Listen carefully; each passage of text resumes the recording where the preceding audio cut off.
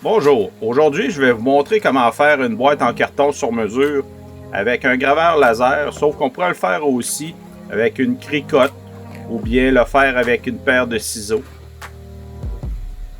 Je vais aussi utiliser à la fin du vidéo le Shaper Trace pour faire une petite décoration à la boîte. La première étape, c'est certainement de mesurer qu'est-ce qu'on veut mettre dans notre boîte pour le faire le plus précisément possible. Dans mon cas, c'est une petite toile que j'ai mesurée pour mettre dans ma boîte. Pour commencer, on va sur le site Template Maker. Puis comme vous pouvez voir, il y a plusieurs sortes de boîtes là, qui sont configurables.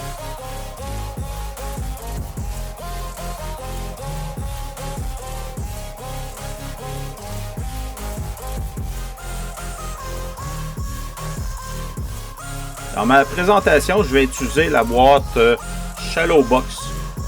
Et comme vous pouvez voir, on peut décider de notre unité de mesure en millimètres, en centimètres, en pouces.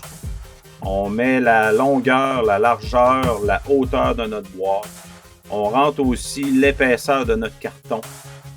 On peut aussi modifier certaines petites particularités de la boîte, là, comme la languette qui peut rentrer à l'intérieur de la boîte.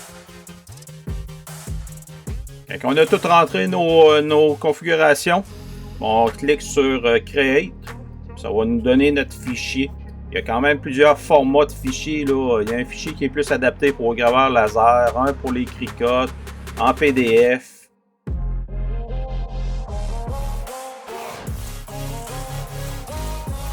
Aujourd'hui, j'ai essayé deux fichiers. Celui-là qui est perforé, qui est plus adapté pour le graveur laser, puis un DXF là, standard.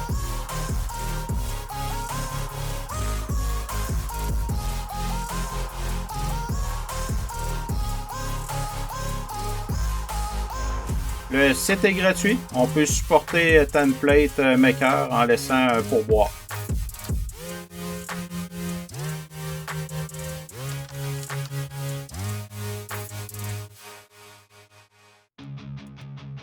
Ici, j'importe mon premier fichier qui est en DXF standard. Comme vous pouvez voir, il y a 3 couches. Sauf la couche noire, c'est juste des inscriptions. Donc, ceux-là, on les grave pas. Donc, il ne faut pas oublier de tasser notre petit curseur pour pas que cette couche-là soit prise en compte. Après ça, il y a la couche rouge, qui est vraiment la découpe extérieure de la boîte. Puis le bleu, ben, c'est pour l'intérieur.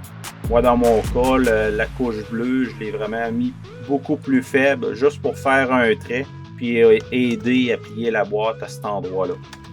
Puis ça fait parfaitement.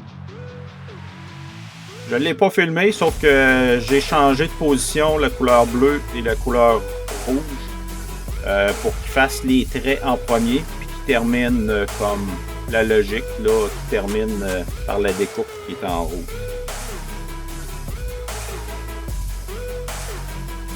Les configurations que j'ai utilisées, c'est pour la ligne bleue 2500 mm minute à 20%. Puis pour la découpe, là, 1400 mm minute à 40%. Ici, c'est la boîte avec les perforations qui est adaptée pour les lasers.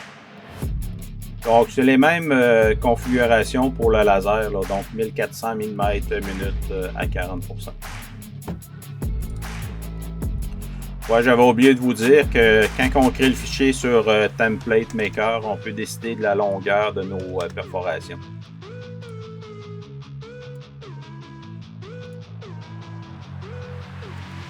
La prochaine étape, c'est de positionner le carton, puis ensuite de commencer la découpe avec le laser.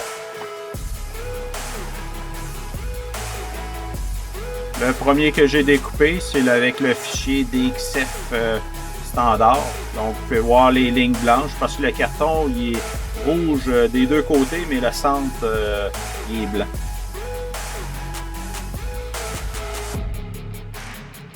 Ici, je découpe la deuxième boîte, celle avec les perforations.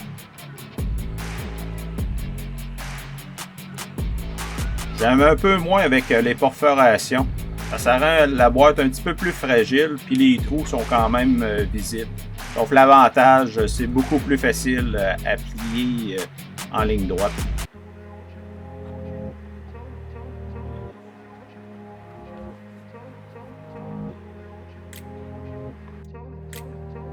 Ici, on voit les marques très légères que le laser a laissées. Mais même si c'est léger, ça facilite énormément le pliage de notre boîte.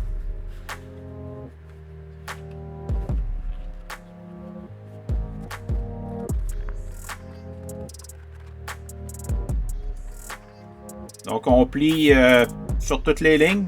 Puis pour les coins, j'ai pris de la colle cyanocrylate pour faire mes coins. Lors de la configuration de ma boîte, j'avais laissé un petit jeu d'environ 5 mm pour être sûr que ça rentre parfaitement. Puis on voit vraiment que le jeu est présent. Donc c'est vraiment précis là, comme configuration de boîte là, avec le template maker.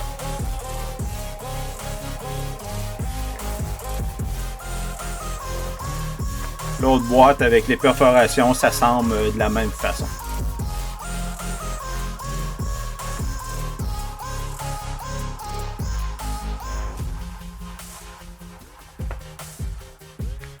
J'avais un vieux morceau de carton dans le garage usagé. J'ai décidé pour m'amuser de faire un test. C'est du carton d'environ 5 mm. La première fois que j'ai essayé de plier la boîte, là, même si j'avais utilisé le fichier DXF standard qui laisse les lignes, c'était impossible de faire une belle boîte là, parce que ça ne se pliait pas correctement.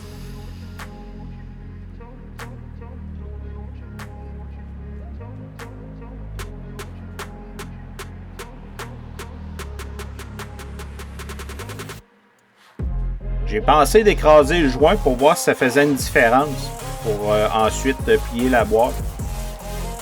J'ai un outil, une sableuse là, qui a des roulettes là, qui s'adaptent dessus pour mettre du papier sablé. Donc j'ai utilisé cette roulette là pour venir écraser là, tous les joints. Je pense que une roulette là, comme pour les pizzas pourra faire aussi. Donc j'ai plié vraiment, j'ai écrasé les joints partout de ma boîte pour l'assembler.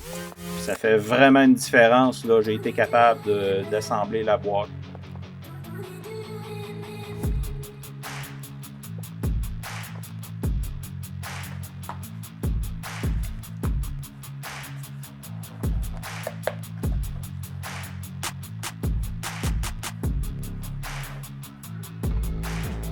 Comme je disais en présentation, j'ai sorti mon Shaper Trace pour faire une petite décoration pour ma boîte.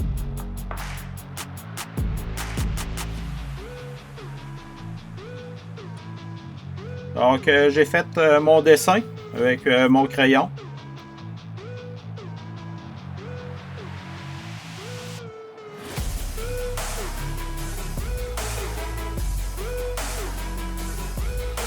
J'ai placé mon cadre du Shaper Trace pour prendre ma photo.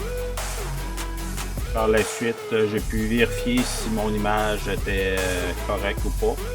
Puis ensuite, de décider si je prenais la ligne centrale ou les lignes extérieures. J'ai exporté ensuite mon fichier pour être capable de le mettre sur mon logiciel Lightburn.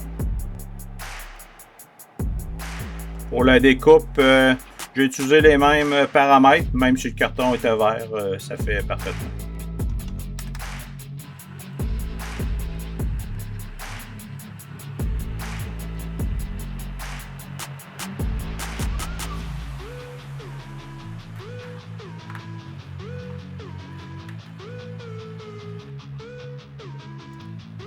Petite écriture pour identifier notre cadeau. Un peu de colle en bâton pour coller notre décoration d'identification de cadeau.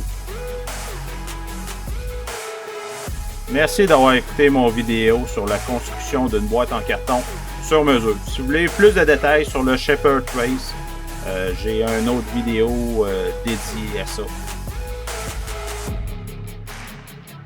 Je vous dis à la prochaine pour un prochain vidéo.